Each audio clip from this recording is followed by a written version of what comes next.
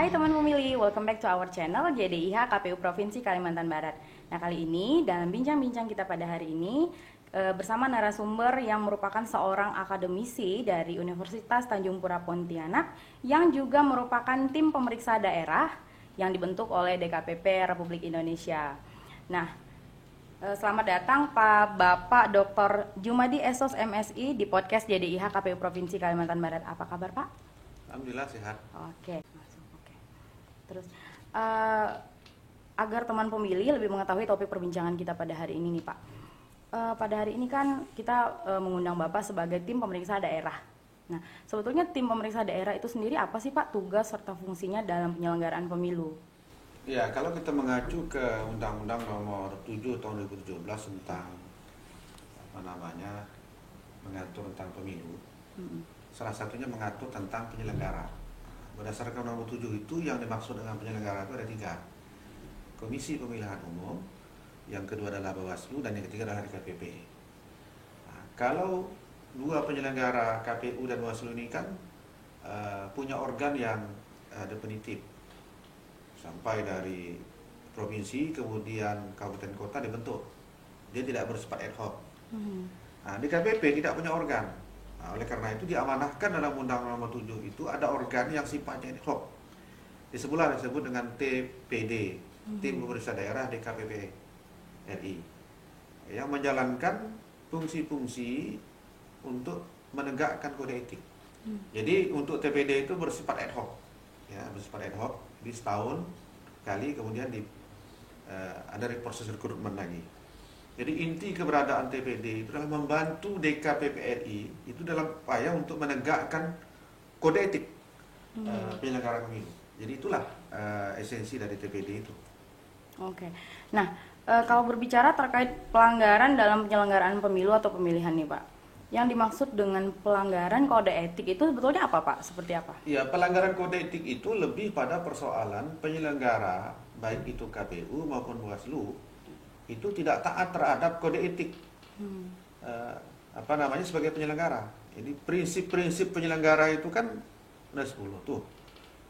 Paling tidak misalnya dia mesti menjaga kemandirian, menjaga netralitas. Nah, ini prinsip-prinsip yang seperti ini mesti dijaga. Oleh karena itu kode etik yang seperti ini yang mesti ditegakkan oleh DKPP sebagai organ ad hoc di daerah. Jadi setiap penyelenggara mesti memegang teguh kode etik itu.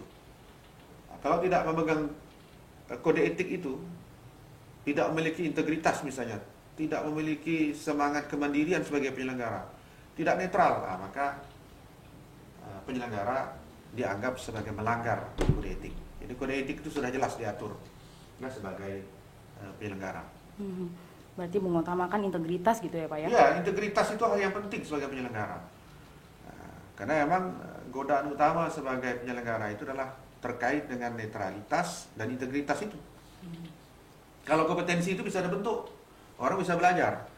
Tapi kalau nilai-nilai soal kejujuran, soal integritas, netralitas itu kembali pada persoalan keteguhan seseorang untuk kemudian menjaga kewibawaan dia, ya, marwah dia sebagai penyelenggara. Oke. Nah, terkait pelaksanaan pemilihan serentak di 7 kabupaten di Provinsi Kalimantan Barat nih Pak, kira-kira apa sih yang perlu diperhatikan oleh penyelenggara pemilu agar dalam pelaksanaannya tuh tidak terjadi pelanggaran? Ya, tentu yang pertama, penyelenggara mulai dari provinsi, kabupaten sampai ke tingkat yang paling terbawah, ada PPK, ada PPS, sampai ke jajaran yang di KPPS, itu menjaga integritas. Ya, integritas itu hal yang tidak bisa ditawar. Jadi harus berpegang teguh kepada norma-norma, nilai-nilai yang sudah ditentukan sebagai penyelenggara. Itu mesti dipegang teguh. Nah, yang kedua, netralitas, karena penyelenggara itu mesti menjaga netralitas, tidak boleh ada keberpihakan terhadap pasangan calon tertentu, terhadap partai tertentu.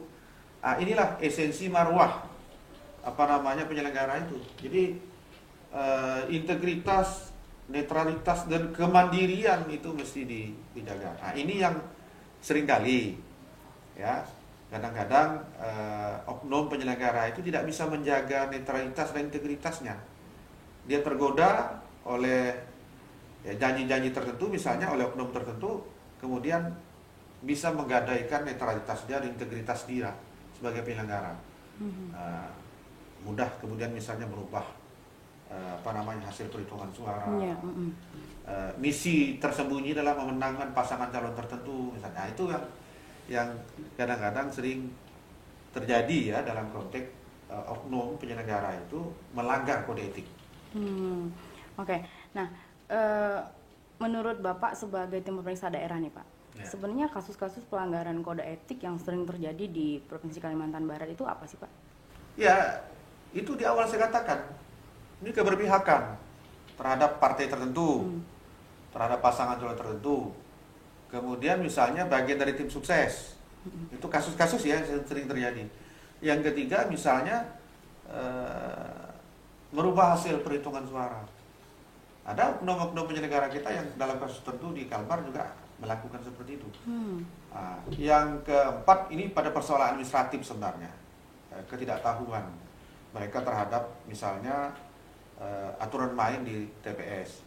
Tapi kalau katakan sifatnya sudah mengarah menguntungkan satu pihak, maka itu dianggap sebagai sebuah pelanggaran kode etik. Jadi kalau kita berangkat dari kasus-kasus di Kalimantan Barat, itu lebih pada persoalan itu, ya. Tidak netral, dia menjadi bagian dari kepentingan pasangan calon tertentu, partai tertentu, caleg tertentu. Jadi ujung-ujungnya memang soal integritasnya diragukan. Itu aja. Ya.